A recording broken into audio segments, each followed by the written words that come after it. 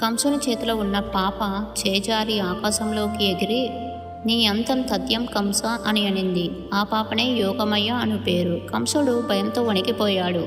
కృష్ణుణ్ణి వెతకడానికి ప్రయత్నించడం ప్రారంభించాడు. ఏ గ్రామంలోనైనా చిన్నపిల్లలు ఉంటే పుట్టిన వారిని చంపేయండి అని ఆజ్ఞాపించాడు. ఇంతలో గోకులంలో చిన్న కృష్ణుడు యశోదమ్మ దగ్గర ప్రేమానురాగాలతో పెరుగుతున్నాడు. పూతన వధ. కంసుడు పంపిన రాక్షసి పూతన ఒక అందమైన స్త్రీగా మారి కృష్ణుడికి విషపాలు ఇవ్వడానికి వచ్చింది. కానీ చిన్న కృష్ణుడు ఆమె ప్రాణాన్ని పీల్చి ఆమెను సంహరించాడు. శకటాసురుని సంహారం.